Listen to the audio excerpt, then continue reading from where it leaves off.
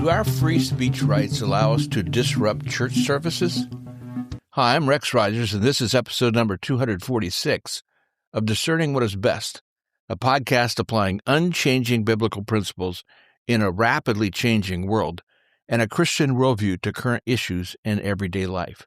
Recently, anti-ICE demonstrators invaded the city's Church of St. Paul, yelling, "Hands up, don't shoot," and "ICE out," disrupting the Sunday service, frightening children, being streamed by former CNN host Don Lemon, all the while arguing what they did, quote, needed to be done. Church pastor Jonathan Parnell said, "We have asked them to leave, and they have obviously not left. This is unacceptable. This is shameful. It is shameful to interrupt a public gathering of Christians in worship." Don Lemon responded, "There is a Constitution. There is a First Amendment of freedom of speech and freedom to assemble and protest." To which Pastor Darnell said, "We are here to worship Jesus. That is the hope of these cities. That is the hope of the world, Jesus Christ."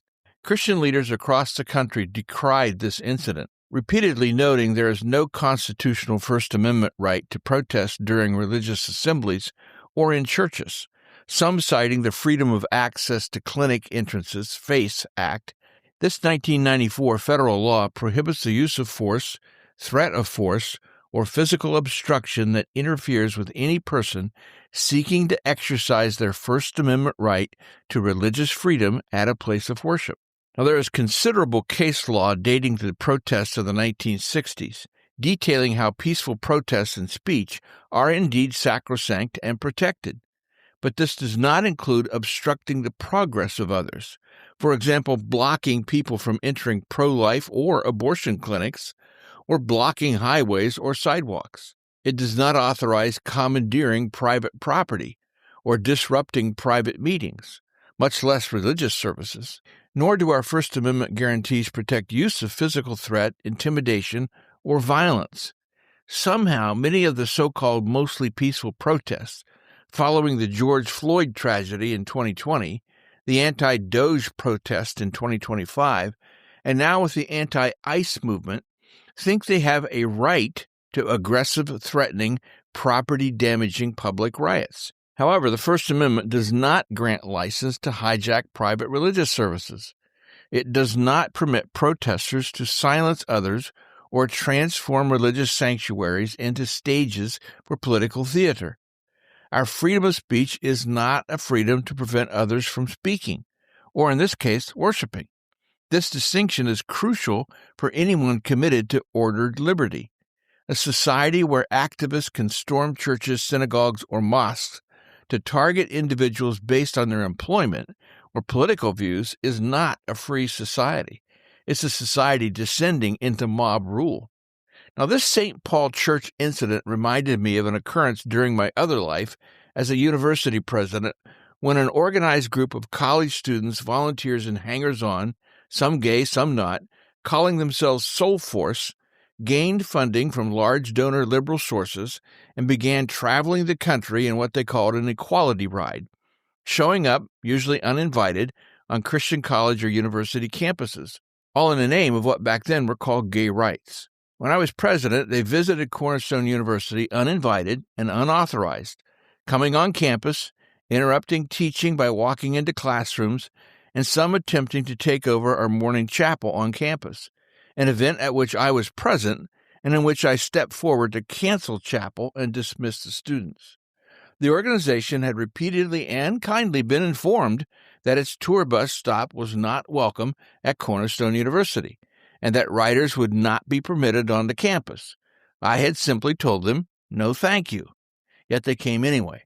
Eventually, members of the group lined the street edge of the campus in protest, and when enough media were present, Soul Force sent 2 of its members onto campus, knowing Grand Rapids police officers stood ready to arrest them. They got their photo op, handcuffs and all, standard operating procedures for local police, and proclaimed their agenda. I was asked later by the local press, "Some might say you made your point yesterday when 2 people were arrested. Why not just let them alone today?" I answered, "I understand the compassion or desire to be hospitable that lies behind that view. But there's another principle at stake here. If any organization can at any time come to our campus and involve itself uninvited in any program or event, then we don't have control over our own programs or property. Our liberty is being violated. That's true for you as a homeowner, and it's true for every corporation and organization in this town. Soulforce's actions are ethically and legally questionable. Now, one thing Soulforce did not understand, or more likely ignored, is that Cornerstone University's campus is private property. Even public universities can bar individuals from venues if, for example, they chant obscenities at opposing teams, a trend a few years ago, because public universities are allowed to impose content-neutral, conduct-based restrictions and sanctions tied to student status and event rules. Soulforce still exists, still promotes its agenda, quote, to end the religious and political oppression of LGBTQI people by breaking down the ideologies of Christian supremacy and healing our community's spirits from spiritual violence, unquote. I don't support their beliefs now any more than I did then, but I do support their right to freedom of speech, even protests, as long as their protests are indeed peaceful speech, lawful in behavior, and not actions limiting others. Now we are witnessing sometimes peaceful, but often aggressive, uncontrolled, anarchistic protests, qua riots, in the name of some political position. The danger lies in the anything goes trend.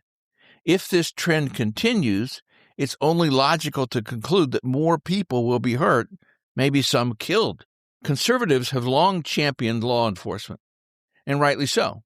Police officers, border agents, and federal law enforcement personnel stand between ordered society and chaos. They deserve our respect, adequate resources, and legal protections when acting lawfully. But supporting law enforcement does not mean granting blanket immunity from accountability. True law and order requires that laws bind everyone equally, including those who enforce them. When officers abuse their authority or use excessive force, conservatives should be the first to demand accountability and not the last to excuse it. I'm not saying the ICE agent who shot and killed Renee Nicole Good in Minneapolis acted improperly, nor do I want to rush to judgment to excuse him. I am saying I support full transparency and investigation. The only way citizens are going to trust law enforcement, especially in the current environment, is to see for themselves that law enforcement officers followed proper protocol within the law, or if they did not, they will be held accountable too. This is not a partisan matter, not a race or gender matter. It's a justice is blind matter. To me, protesters would carry greater moral credibility if they protested specific incidents which they believe violate the Constitution and the rule of law. Instead, they have backed themselves into a dead end wherein they protest all ICE actions, i.e. they are defending illegal aliens, defending criminals with long rap sheets, defending people who are a clear and present danger to the city and neighborhood in which they lodge. Protesters risk their lives and the lives of law enforcement to scream shrilly about people they would not want living in the apartment above them. Now, some protesters justify invading a church service. But churches, synagogues, mosques, and temples must be off limits for political disruption. Full stop. This isn't a partisan position. It's a baseline requirement for a functioning, pluralistic democracy. Religious communities across the theological and political spectrum should unite in defending this principle, regardless of their views on immigration policy. What happened at City's Church cannot become the new normal. If we care about preserving religious freedom for future generations, we must draw a line here and now. Protest if you wish, but protest peacefully, lawfully, safely, and protest in a manner that does not seek to directly inhibit law enforcement officers from doing their job. Well, we'll see you again soon. This podcast is about discerning what is best. If you find this thought-provoking and helpful, follow us on your favorite podcast platform. And for more Christian commentaries, see my website, REXM as in Martin, that's rexmrogers.com. Or check my YouTube channel at Dr. Rex Rogers. And remember, it is for freedom that Christ has set us free. Stand firm.